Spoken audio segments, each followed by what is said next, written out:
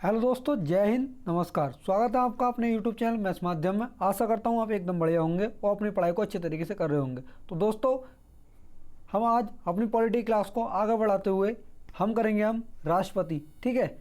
और दोस्तों, इसलिए मैंने आज इस पर लिखा है कि आज तक आपने इतनी गहराई से पढ़ा नहीं होगा, क्योंकि दोस्तों जो नोट्स बनाए मैंने ये PCS लेवल तक के नोट्स बने हुए हैं। और जो है आपने जो ये क्लास अगर पूरी देख ली तो आप PCS की परीक्षा तक भी दे सकते हैं।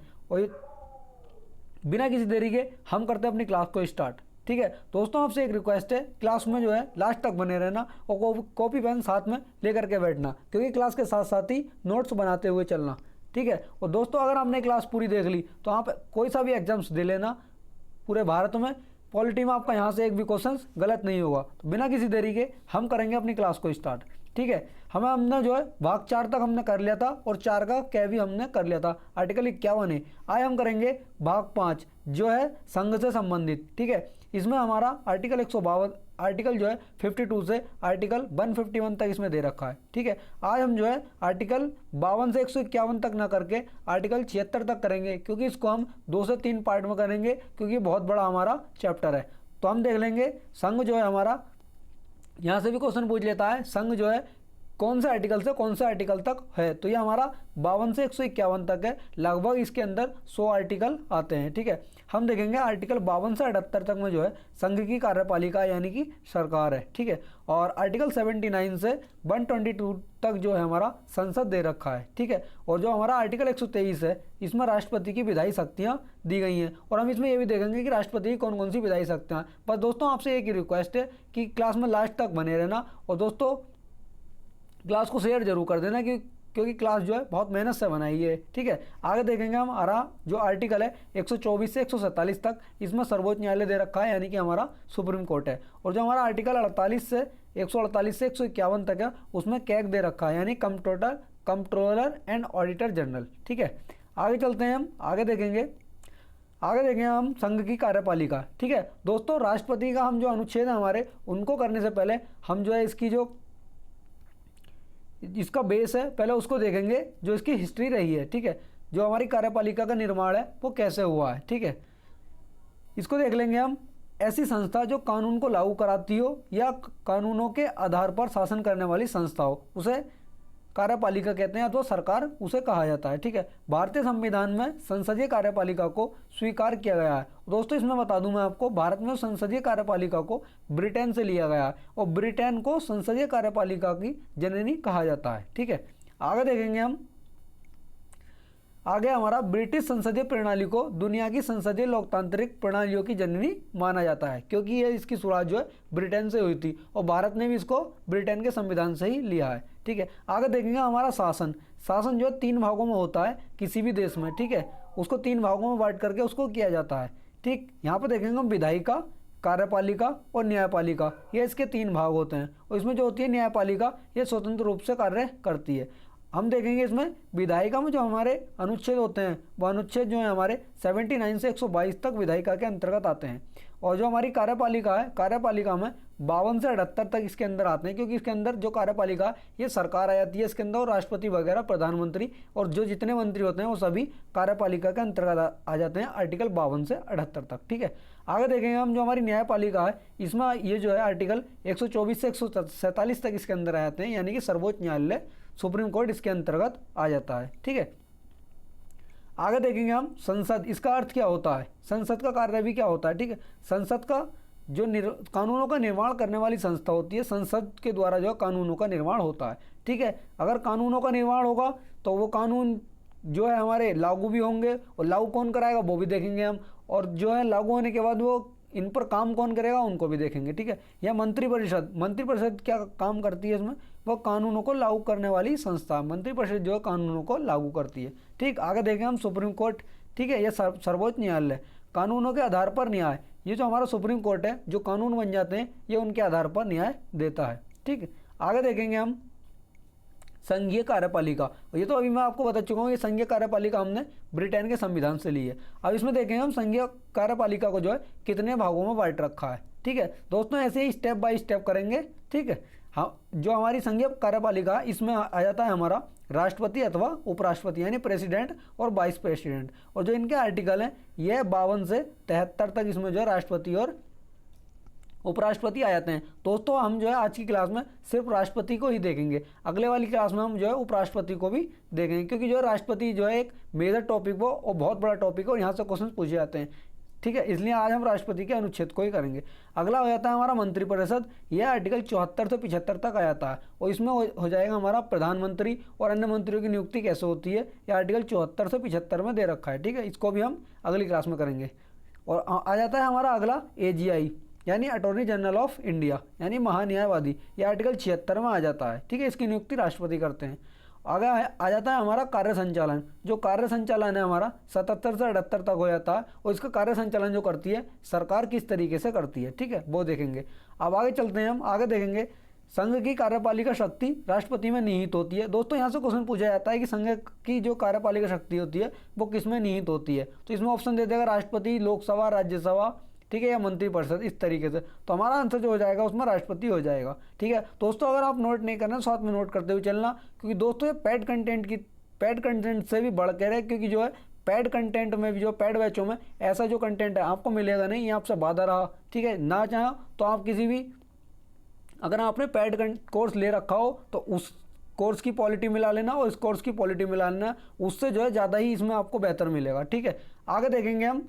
आगे आता है हमारा कि भारत में संसदीय व्यवस्था को अपनाया गया है क्योंकि मंत्रिपरिषद लोकसभा के प्रति उत्तरदायी है।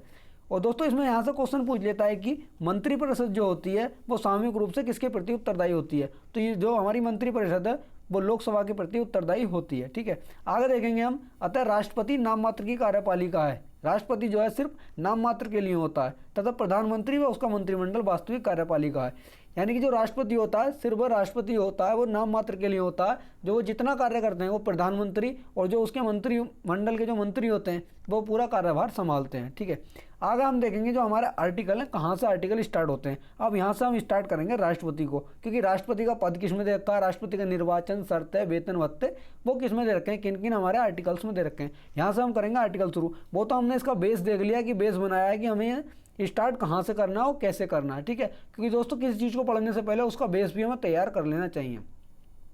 और दोस्तों आपसे बता रहा है कि इस क्लास को आप अगर PCS की परीक्षा प्री देंगे 2025 वाली तो उसको दे लेना, और जो हमारा ROA आ रहा है उसमें इस क्लास को देख लेना। अगर वहाँ से राष्ट्रपति से संबंधित क्वेश्चन पूछे जाते हैं तो आप इस क्लास को बाद में मिला लेना कि हाँ कि इस क्लास से क्वेश्चन आपको मिले हैं या नहीं मिले हैं। क्योंकि दोस्तों जो स्टार्टिंग में थ्योरी जो थोड़ा बोर करती है, लेकिन आप करेंगे तो अच्छे तरीके से आप बेहतर कर पाएंगे। हम देखेंगे यहाँ पर हमारा आर्टिकल 52 क्या कहता है, भारत का एक राष्ट्रपति होगा, ये हमारे आर्टिकल 52 में दे रखा है। ठीक है, आगे चलेंगे हम, आगे देखेंगे आर्टिकल हमारा 53 क्या कहता है कि कार्यपालिका की समस्त शक्तियाँ राष्ट्रपति में निहित होंगी। यहाँ से क्वेश्चन पूछ लेता है कि कार्यपालिका की जो समस्त शक्तियाँ होंगी वो किस में निहित होंगी, तो हमारा राष्ट्रपति में निहित होंगी। आर्टिकल हमारा 53 कहता है जिनका प्रयोग या तो वह स्वयं करेगा या अपने अधीनस्थ के द्वारा करेगा।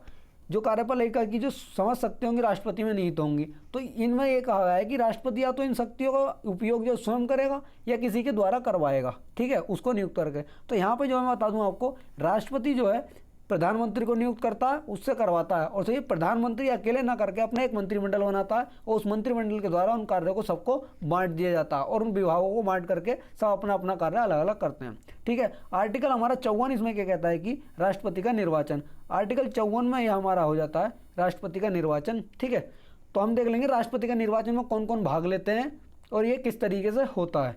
तो इसमें हम देखेंगे पहला पॉइंट हमारा, राष्ट्रपति के चुनाव में लोकसभा, राज्यसभा और विधानसभाओं के सभी निर्वाचित सदस्य इसमें जो है भाग लेते हैं। ठीक है, निर्वाचित सदस्य इसमें भाग लेंगे। अगला है हमारा दिल्ली और पुदुचेरी की विधानसभाओं के निर्वाचित सदस्य भी भाग लेंगे। ये जो है इसमें कहा गया है कि आर्टिकल 54 के अंदर। ठीक है, आगे चलेंगे हम। और दोस्तों इसमें बता दूं आपको, जो दिल्ली और पुदुचेरी की विधानसभाओं के निर्वाचित सदस्य भाग लेंगे, इसको 70वें संविधान संशोधन के द्वारा संविधान में जोड़ा गया था। ठीक है, आगे देखेंगे हम। अगला पॉइंट हमारा कि प्रत्येक उम्मीदवार को भारतीय रिजर्व बैंक में 15,000 रुपये की सुरक्षा राशि जमा करनी होगी। राष्ट्रपति का अगर आप चुनाव लड़ रहे हैं तो रिजर्व बैंक में 15,000 रुपये की जमानत राशि आपको जमा करनी होगी। ठीक है, अगला पॉइंट हमारा, यदि उम्मीदवार डाले गए वोटों का छठा भाग यानी कि 1/6वां भाग, जो हमारे टोटल वोट पड़ रहे हैं, ठीक है, मान लो हमारे 60 वोट पड़े, ठीक है, उनका 1/6 भाग कितना हो गया, 10। ठीक, अगर आपने इसमें क्या रखा है कि यदि उम्मीदवार डाले गए वोटों का जो है छठा भाग वोट हासिल करने में असफल रहता है तो उसकी जमानत राशि जो है जब्त हो जाएगी। यानी वो 10 वोट भी हासिल नहीं कर पाता है 60 में से, तो उसकी जो जमानत राशि है ये जब्त हो जाती है। ठीक है, आगे देखेंगे हमारा अगला पॉइंट, 1997 से पहले प्रस्तावकों और अनुमोदकों की संख्या जो है 10-10 होती थी। ठीक है, अब जो राष्ट्रपति का हमारा चुनाव होता है, ठीक है, उसमें राष्ट्रपति को जो है, जो वर्तमान में हमारे 50 प्रस्तावक और 50 अनुमोदक होने चाहिए। ठीक है, लेकिन इनकी संख्या जो है कब बढ़ाई गई थी, तो इसमें देखेंगे 1997 से पहले प्रस्तावकों और अनुमोदकों की संख्या 10-10 होती थी। ठीक है, और सुरक्षा जमा राशि जो 2500 रुपये होती थी उस 1997 से पहले। लेकिन ये कब बढ़ाई गई, 1997 में गैर गंभीर उम्मीदवारों को हतोत्साहित करने के लिए इन्हें बढ़ा दिया गया। 1997 के बाद जो है इनको बढ़ा दिया गया। ठीक है, और जो इनकी संख्या रखी गई थी वो 50-50 इनकी संख्या रख दी गई, और जो जमानत राशि थी इनकी वो 15,000 रुपये रख दी गई। ठीक है, आगे देखेंगे हम अगला पॉइंट हमारा, जो मैंने आपको बताया था, ये वाला पॉइंट जो मैंने आपको बताया था, ठीक है, यहाँ से कि दिल्ली और पुदुचेरी के जो सदस्य शामिल हुए थे वो यहाँ पर है हमारा, कि इसमें 70वां हमारा जो संविधान संशोधन था 1992 के द्वारा इसको जोड़ा गया था। ठीक है, और इसमें जो है दिल्ली और पुदुचेरी की विधानसभा के सदस्यों को उसमें कर दिया कि वोट देंगे राष्ट्रपति के चुनाव में। ठीक है, राष्ट्रपति पद के उम्मीदवार के लिए निर्वाचक मंडल के 50 सदस्य जो है प्रस्तावक तथा 50 सदस्य जो है अनुमोदक होते हैं। ये मैंने बता दिया कि 1957 के बाद 97 के बाद में इसमें जोड़ा गया, वरना 1997 से पहले जो है 10-10 हुआ करते थे। ठीक है, आर्टिकल देखेंगे हमारा, आर्टिकल 55 में क्या कहता है। आर्टिकल 55 है हमारा कि निर्वाचित की नीति, राष्ट्रपति के जो निर्वाचन होगा उसकी नीति कैसी होनी चाहिए, निर्वाचन की नीति। ठीक है, पहला पॉइंट है हमारा, एकल संक्रमणीय पद पद्धति होनी चाहिए, आनुपातिक प्रतिनिधित्व होना चाहिए, अप्रत्यक्ष मतदान होना चाहिए और गुप्त मतदान नीति को अपनाया जाना चाहिए। ठीक है, इनको याद कर लेना और दोस्तों आप नोट करते हुए चलना। ठीक है, अगर आपने नोट नहीं किए, और दोस्तों आपसे मैं वादा करता हूँ जो ये पॉलिटी हम करा रहे हैं इसमें आप जो है यूपीएसआई में एक भी क्वेश्चन बाहर नहीं देख पाएंगे। बिल्कुल डीप तरीके से हम पढ़ रहे हैं, और आपको जो है कोई पैड कोर्स लेने की ज़रूरत नहीं है कि आप कोई फाउंडेशन कोर्स लेना है या फाउंडेशन ये लेना है वो लेना है, कुछ लेने की ज़रूरत नहीं है। पूरा कोर्स पॉलिटी का आपको यहाँ बिल्कुल फ्री में मिलेगा। ठीक है, बस लेकिन आप जो है एक शर्त है कि क्लास को पूरी देखते रहना और अपना प्यार ऐसे ही बनाए रखना। ठीक है, और अपना सपोर्ट जो है दोस्तों ज़रूर करते रहना। आगे देखेंगे हम, आर्टिकल हमारा 56 क्या कहता है कि राष्ट्रपति का कार्यकाल। ठीक, जब राष्ट्रपति हमने बनाए हैं तो एक हमारी लिमिट भी होगी कि राष्ट्रपति जो कितने साल तक अपने पद पर रह सकते हैं, वो भी देखेंगे हम बिल्कुल डीप तरीके से। ठीक है, इसमें पहला पॉइंट है हमारा कि पद ग्रहण की तारीख से 5 वर्ष की अवधि तक अपने पद पर रहेंगे। ठीक, कार्यकाल खत्म हो जाने के बावजूद भी पद तब तक धारण करे, मतलब जो पद, मान लो राष्ट्रपति का कार्यकाल, जो पद है, जो राष्ट्रपति का कार्यकाल है वो खत्म हो गया, लेकिन राष्ट्रपति जो पद तब तक धारण करेगा लेकिन जब तक उसका उत्तराधिकारी पद पर नहीं आ जाता है। ठीक है, ग्रहण ना कर ले। तो आर्टिकल हमारा जो 57 कहता है कि राष्ट्रपति पुनः भी निर्वाचित हो सकता है। हमारे जो देश में राष्ट्रपति कितनी भी बार राष्ट्रपति बन सकता है, कोई लिमिट नहीं है, लेकिन अमेरिका में सिर्फ 2 बार ही राष्ट्रपति बन सकता है, लेकिन भारत में जो है कितनी भी बार राष्ट्रपति वह बन सकता है। ठीक, आगे देखेंगे हम, हमारा अगला आर्टिकल क्या है। अगला आर्टिकल है हमारा 58 में क्या दे रखा है हमें कि राष्ट्रपति की योग्यताएं। अगर राष्ट्रपति बनेगा तो उसके राष्ट्रपति बनने के लिए उसे कुछ योग्यताएं भी होनी चाहिए। ये नहीं कि कहीं से भी उठाया उसको राष्ट्रपति बना दिया।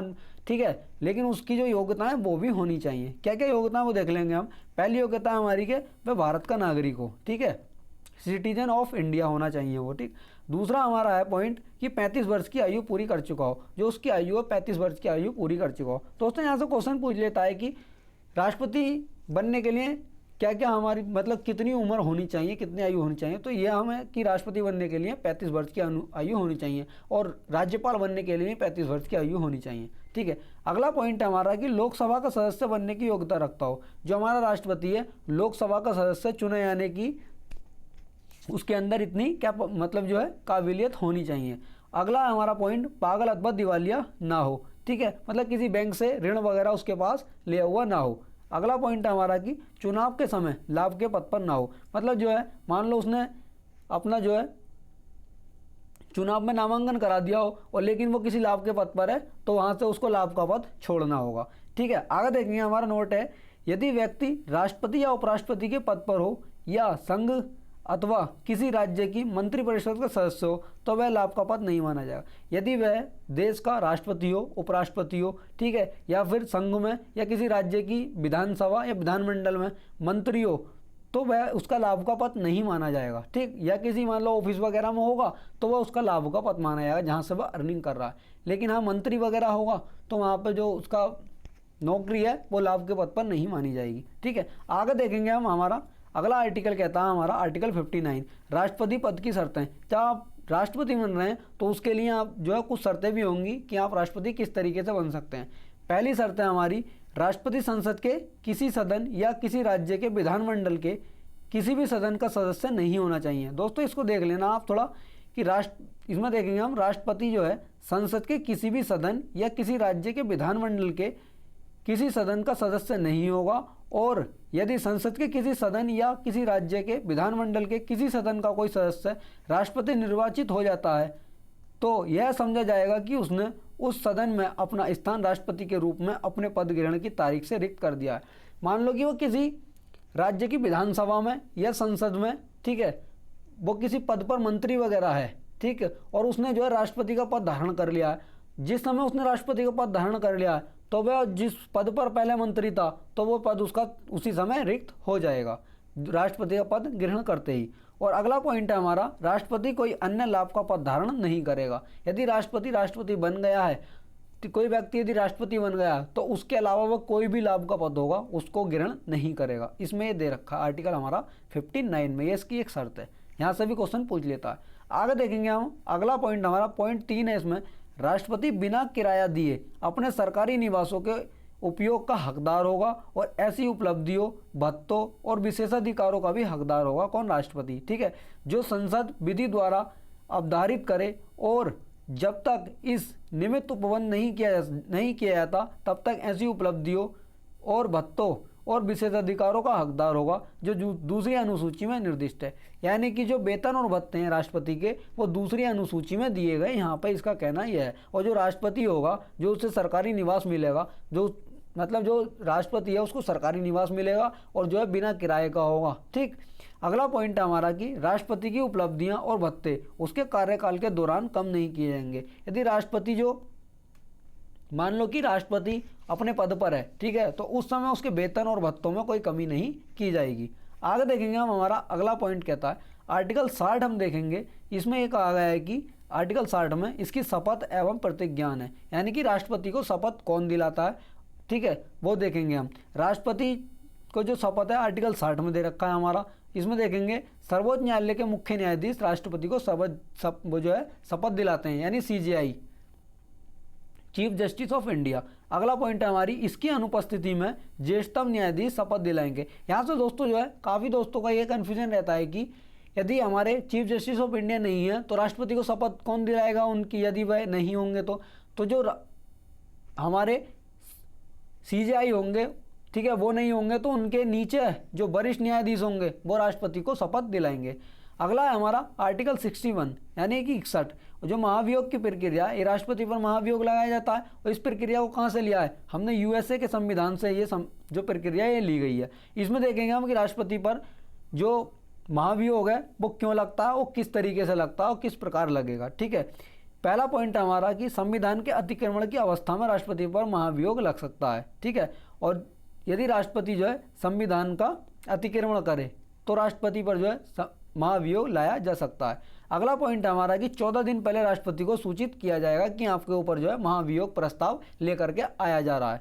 14 दिन पहले राष्ट्रपति को सूचित करना होगा। ठीक है, आगे देखेंगे हमारा अगला पॉइंट है कि प्रस्ताव किसी भी सदन में लाया जा सकता है। यह स्वतंत्र होता है कि लोकसभा या राज्यसभा किसी भी सदन में प्रस्ताव को पेश किया जा सकता है। ठीक है, और लेकिन इसमें एक शर्त है कि 1/4 सदस्यों के हस्ताक्षर होने चाहिए। आप जिस भी सदन में लेकर के जा रहे हैं तो उसमें ले जाने से पहले जो महाभियोग होगा, प्रस्ताव होगा, उस पर 1/4 होंगे, 1/4 यानी कि 1/4 पूरे सदन के, ठीक है, तो सदस्यों के हस्ताक्षर होना चाहिए। मान लो चलो हम एक टॉप मान लो सपोज करते हैं 400 सदस्य हैं। ठीक है, इसने बोला 1/4, 1/4 कितना हो गया? 1/4, 1/4 यानी कि 100, इसमें 100 सदस्यों के जो है हस्ताक्षर होने चाहिए 400 में से, जिस सदन में आप पेश कर रहे हैं। ठीक है, अगला पॉइंट है हमारा, जिस सदन में लाया जाएगा उस सदन में ही वोटिंग अथवा मतदान होगी। मान लो लोकसभा में लाया गया है, ठीक है, तो जो वोटिंग जो मतदान होंगे वो लोकसभा के अंदर ही होंगे। ठीक है, अगला पॉइंट है हमारा 2/3 बहुमत कुल संख्या का होना चाहिए। यदि जो हम ये बहुमत जो पेश करेंगे, जो प्रस्ताव पेश होगा, ठीक है, बाद में ये पास भी होगा, ये प्रस्ताव पास होगा, ये जो कुल सदस्य संख्या होगी उसका 2/3 संख्या से यह बहुमत से पास होना चाहिए, तभी पास माना जाएगा। आगे देखेंगे हम, अगला है हमारा राष्ट्रपति की क्षमादान शक्तियाँ। ठीक, राष्ट्रपति की हम ये देखेंगे कि क्षमादान शक्तियाँ हमारी कितने प्रकार की होती हैं और राष्ट्रपति की क्षमादान शक्तियाँ जो है वो कौन कौन सी होंगी। हम इसमें देखेंगे कि जो हमारे राष्ट्रपति हैं उनकी क्षमादान शक्तियाँ उनके पास कौन कौन सी होती हैं। दोस्तों क्लास को जो है आप लास्ट तक बने रहना क्लास में, और क्लास को दोस्तों शेयर जरूर कर देना।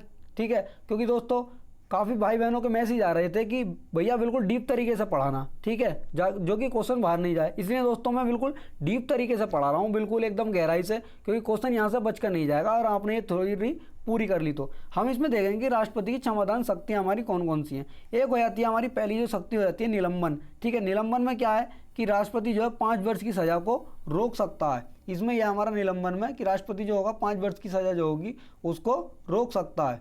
ठीक है, अगला हो जाता है हमारा सेकंड, दूसरा हो जाता है हमारा विराम अथवा परिहार। इसमें जो है 5 वर्ष की सज़ा को ख़त्म भी कर सकता है राष्ट्रपति, ये राष्ट्रपति की एक क्षमादान की शक्ति होती है। ठीक है, अगला हमारा लघुकरण, इसमें जो है 5 वर्ष की सज़ा को घटाकर यह राष्ट्रपति कम कर सकता है। ठीक है, आगे देखेंगे हम, हमारा अगला हो जाता है राष्ट्रपति के वेतन एवं भत्ते। ये किस में दे रखे हैं, ये अनुसूची हमारी 2 में दे रखे हैं, राष्ट्रपति के वेतन एवं भत्ते। तो इसमें देखेंगे हम कि मासिक वेतन 5 लाख रुपए होता है राष्ट्रपति का। इसके अलावा उन्हें आजीवन फ्री मेडिकल, आवास और इलाज की सुविधा समेत अन्य भत्ते भी मिलते हैं। ठीक है, यह अनुसूची 2 में कहा गया है, जो कि मैंने करा रखी है। अगर आपने हमारी अनुसूची वाली क्लास नहीं देखी तो उस क्लास को देख लेना, क्योंकि दोस्तों वो भी बहुत इंपॉर्टेंट क्लास है।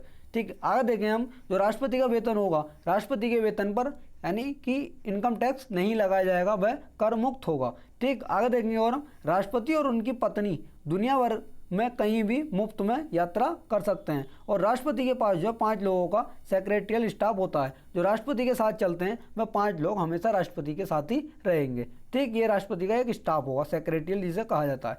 आगे देखेंगे हम, अगला पॉइंट है हमारा कार्यकाल के दौरान वेतन एवं भत्तों में किसी भी प्रकार की कमी नहीं की जा सकती। राष्ट्रपति के वेतन और भत्ते होंगे उनमें किसी भी प्रकार की कमी नहीं की जा सकती। दोस्तों इसमें बता दूं मैं आपको, चाहे देश में महामारी वगैरह आ जाती है, ठीक है, बाढ़ महामारी, जैसा अभी कोरोना आया था 2020 में, ठीक है, उस तरीके से, तो इनके वेतन एवं भत्तों में कमी की जाएगी देश में महामारी वगैरह आने पर। ठीक है, तब इनके जो है वेतन में इनके कमी कर दी जाएगी, अन्यथा जो है इनके वेतन में कमी नहीं की जा सकती। अगला पॉइंट है हमारा कि अवकाश ग्रहण के बाद 1.5 लाख रुपए प्रति माह मिलते हैं और स्टाफ का खर्च करने के लिए 60,000 रुपये अलग से मिलते हैं। राष्ट्रपति को जो है, यदि राष्ट्रपति अवकाश ग्रहण कर लेते हैं, ठीक है, रिटायर्ड वगैरह हो जाते हैं, ठीक, तो उन्हें जो है राष्ट्रपति को 1.5 लाख रुपए प्रति माह मिलेंगे। और जो 5 लोगों का सेक्रेटरियल स्टाफ होगा इनके साथ में, तो उनके खर्चे, स्टाफ को जो खर्च होगा तो उनके खर्च के लिए 60,000 रुपये इन्हें अलग से मिलते हैं, 1.5 लाख रुपये से अलग। ठीक है, आगे देखेंगे हमारा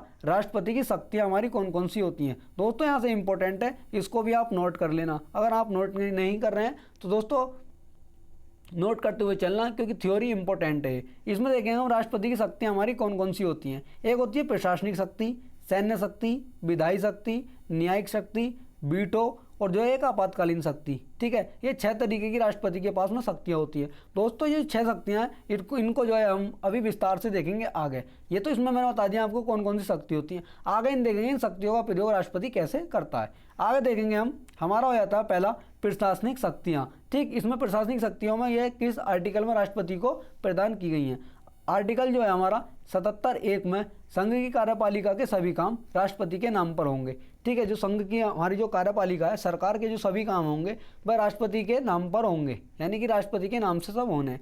तो इसमें देख लेंगे हम राष्ट्रपति जो प्रशासनिक शक्तियाँ हमारी कौन कौन सी होती हैं।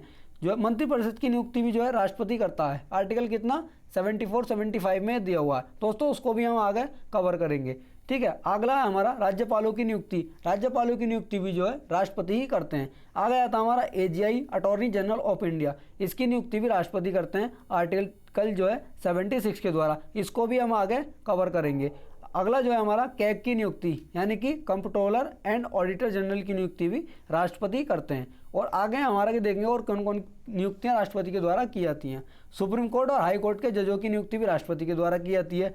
UPSC के अध्यक्ष की नियुक्ति, राष्ट्रीय अनुसूचित जाति आयोग के अध्यक्ष की नियुक्ति, राष्ट्रीय अनुसूचित जनजाति आयोग के अध्यक्ष की नियुक्ति, मुख्य चुनाव आयुक्त एवं चुनाव आयुक्त की नियुक्ति, भाषाई अल्पसंख्यक अधिकारी की नियुक्ति भी राष्ट्रपति के द्वारा की जाती है। दोस्तों यहाँ से क्वेश्चन पूछ लेता है कि कौन सी नियुक्ति राष्ट्रपति के द्वारा नहीं की जाती इस तरीके से, और कौन सी नियुक्ति राष्ट्रपति के द्वारा की जाती है। दोस्तों अगर आप इसको थ्योरी को पूरी तरीके से पढ़ लेंगे तो आप जो है डायरेक्ट क्वेश्चन भी कर सकते हैं, और यदि क्वेश्चन घुमा फिरा के कथन में दे करके पूछेगा तो आप वहाँ से भी क्वेश्चन का आंसर दे सकते हैं। क्योंकि दोस्तों जो है हम डायरेक्ट जो क्वेश्चन वाइज क्वेश्चन कर लेते हैं हम, तो वहाँ से हमारी दिक्कत ये हो जाती है कि हम जो है जो हमारे कथन वाले क्वेश्चन आते हैं हम क्वेश्चंस को नहीं कर पाते जब तक हम थ्योरी नहीं पढ़ लेते हैं। अगर आप थ्योरी यहाँ से पूरा कवर कर लेंगे तो आप कथन वाले क्वेश्चंस भी कर लेंगे। क्योंकि दोस्तों जो UPSI में जो हमारा UPPSC होता है वहाँ से क्वेश्चंस पॉलिटी में पूछे जाते हैं, और आपको पता है कि UPPSC में जो है कथन वाले क्वेश्चंस ही रखे जाते हैं। आगे देखेंगे हमारा अगले जो राष्ट्रपति की विधायी शक्तियाँ होती हैं उनको भी देख लेंगे कि राष्ट्रपति की विधायी शक्तियाँ कौन कौन सी होती हैं। जो इसमें दोस्तों मैंने जो सभी आर्टिकल को कवर किया है कि जो आर्टिकल हमारे राष्ट्रपति से संबंधित हैं, मैंने उन सभी आर्टिकल्स को इसमें शामिल कर लिया। और एक बार हम इनको जो है आगे जो इनके चैप्टर्स होंगे उसमें भी इनको कवर करेंगे। आर्टिकल हमारा 85 कहता है कि सत्र को आहूत एवं सत्रावसान करने की शक्ति जो है राष्ट्रपति के पास होती है। और जो इसमें बता दूं मैं आपको, जो सत्र को भंग करेगा वो है हमारा लोकसभा का अध्यक्ष जो है सत्र को भंग करेगा, और सत्र को आहूत और सत्रावसान जो है वो राष्ट्रपति के द्वारा किया जाएगा, और ये राष्ट्रपति की विधायी शक्तियों के अंतर्गत आता है। आर्टिकल हमारा 108 हो जाता है कि संयुक्त बैठक जब एक सदन विधेयक पास ना करे तो संयुक्त बैठक राष्ट्रपति को बुलानी पड़ जाती है। ठीक है, मान लो लोकसभा से पेश हो गया, राज्यसभा उसको पास नहीं कर रहा, तो हमारी संयुक्त बैठक आ जाएगी आर्टिकल 108 के तहत। यदि राज्यसभा से पास हो गया, लोकसभा उसको जो है पास नहीं कर रहा, तभी राष्ट्रपति को मजबूरन 108 के द्वारा संयुक्त बैठक बुलानी पड़ेगी। ठीक, आर्टिकल हमारा 87 हो जाता है कि इसमें संयुक्त सत्र हो जाता है। दोस्तों इसको जो है आप थोड़ा ध्यान से देखना कि आर्टिकल हमारा 108 में संयुक्त बैठक आती है, और आर्टिकल 87 में जो है हमारा संयुक्त सत्र आता है। ठीक, आगे देखेंगे हम संयुक्त सत्र जो है कब कब लगता है हमारा, प्रत्येक नई लोकसभा की पहली बैठक पर तथा प्रत्येक वर्ष की पहली बैठक पर जो है ये संयुक्त सत्र को बुलाया जाता है 2 बार। ठीक है, 1 साल में।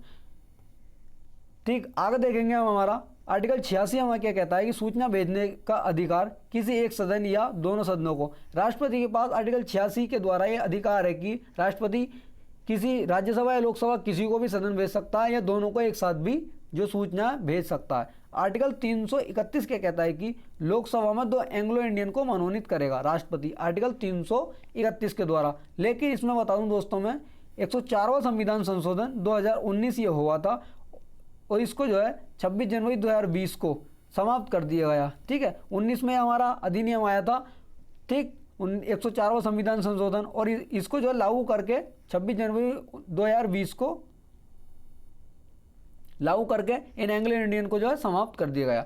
आर्टिकल हमारा 80 में क्या कहता है कि राज्यसभा में 12 लोगों को मनोनीत करने का अधिकार जो है ये राष्ट्रपति के पास है। और दोस्तों इसमें बता दूं आर्टिकल 80 जो है ये राज्यसभा से संबंधित है। ठीक है, आर्टिकल 79 संसद, आर्टिकल 81 हो जाता है हमारा लोकसभा।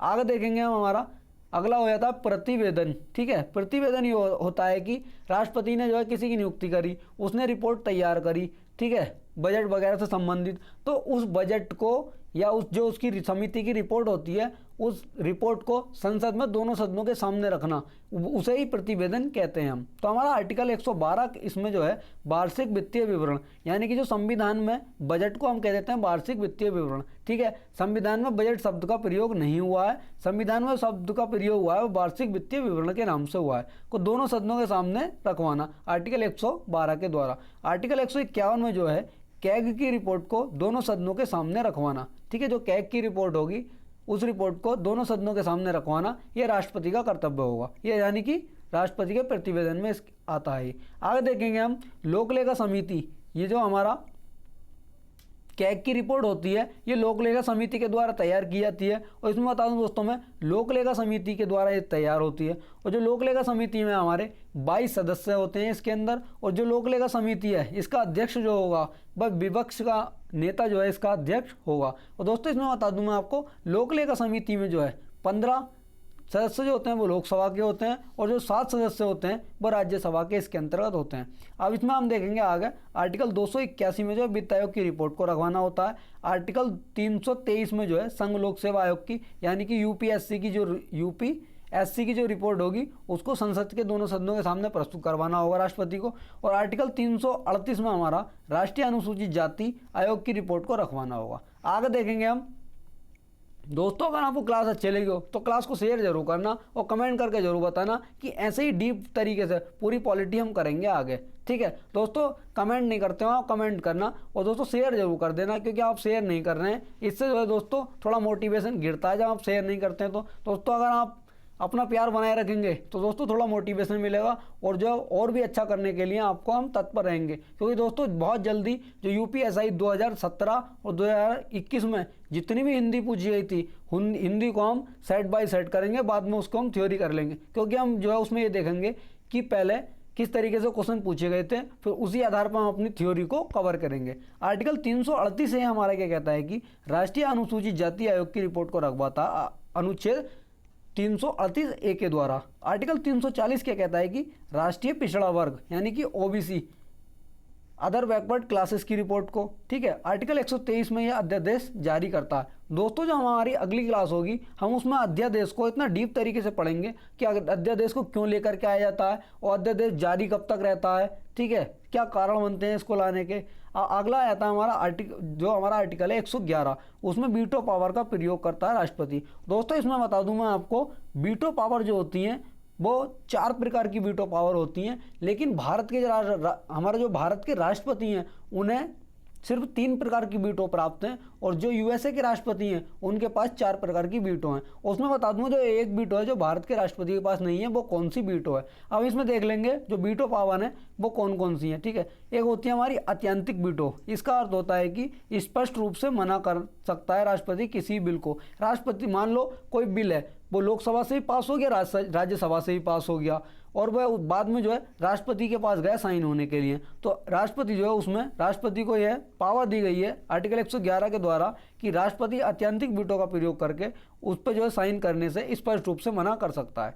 ठीक है, एक आता है हमारा दूसरा निलंबनकारी वीटो। इसमें जो है पुनर्विचार के लिए भेज सकता है। ठीक है, कोई बिल आया तो राष्ट्रपति उसे देखने के बाद में उसको पुनर्विचार के लिए भेज सकता है कि इस पर दोबारा विचार किया जाए। ठीक, एक आया था हमारा जेवी वीटो। इसे जो है हम जेवी वीटो भी कहते हैं अथवा इसे पॉकेट वीटो भी कहते हैं। इसमें क्या कहा जाता है कि बिल को अपने पास रख ले और जवाब नहीं दे। राष्ट्रपति जो है राष्ट्रपति के पास जो है मान लो कोई बिल गया साइन होने के लिए और राष्ट्रपति ने जो कुछ नहीं करा ना उस पर साइन करे, बिल को अपनी जो है पास रख लिया और जो कोई जवाब नहीं दिया उसने क्यों रखा, साइन करना है या नहीं करना है। तो दोस्तों इसमें बता दूं मैं आपको, हमारा जो इस वीटो पावर की जो हमारी तीसरी वीटो पावर होती पॉकेट वीटो, इसका प्रयोग कब किया था। इसका प्रयोग जो है प्रधानमंत्री बने थे हमारे, वो राष्ट्रपति बने थे हमारे ज्ञानी जेल सिंह। ठीक है, ज्ञानी जेल सिंह, ज्ञानी जेल सिंह ने जो है 1986 में यानी कि 1986 में इस वीटो का इन्होंने सबसे पहले प्रयोग किया था। एकमात्र प्रयोग इन्होंने ही किया इस वीटो का। और जो है इन्होंने किस पर किया था, एक डाक अधिनियम आया था, डाक अधिनियम। ठीक है, डाक अधिनियम का आया था, यह 1986 में आया था। तो इन्होंने डाक अधिनियम को अपने पास रख लिया था वीटो जो हमारा ये पॉकेट वीटो है इसके आधार पर इसका प्रयोग करके। ठीक है, आगे देखेंगे हमारा अब राष्ट्रपति की आती हैं न्यायिक शक्तियाँ, यानी कि राष्ट्रपति की न्यायिक शक्तियाँ क्या हैं।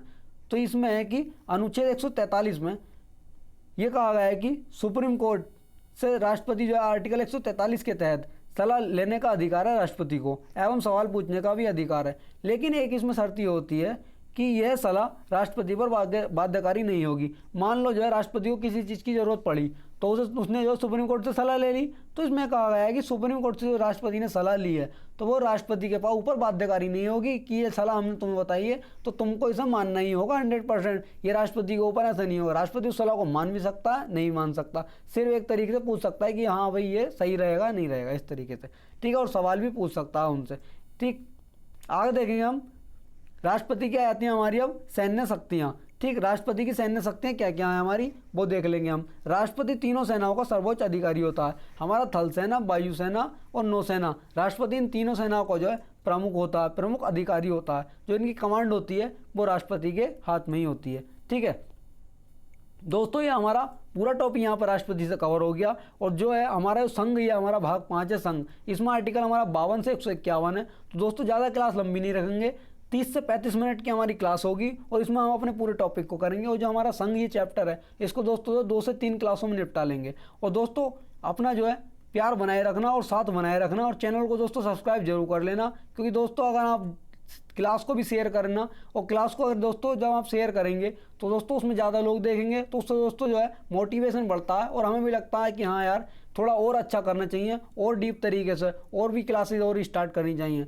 दोस्तों आपसे वादा करता हूँ कि आपने अगर यहाँ से पॉलिटी पढ़ ली तो आपको जो है कहीं और पॉलिटी पढ़ने की ज़रूरत नहीं होगी। ठीक है, और आप जो है किसी पैड बैच में से इस कंटेंट को मिला लेना, उस पैड कंटेंट से इसमें जो है आपको ज़्यादा ही मिलेगा, कम नहीं मिल पाएगा। ठीक है, और आप कोई भी एग्जाम दे लेना इंडिया का, उसमें पॉलिटिक्स से बाहर नहीं जाएगी, और धीरे धीरे हम आगे ऐसे ही बढ़ते रहेंगे। तो दोस्तों क्लास को शेयर जरूर करना और कमेंट करके जरूर बताना क्लास आपको कैसी लगी। क्योंकि दोस्तों आप शेयर नहीं करते हो, शेयर जरूर कर लेना।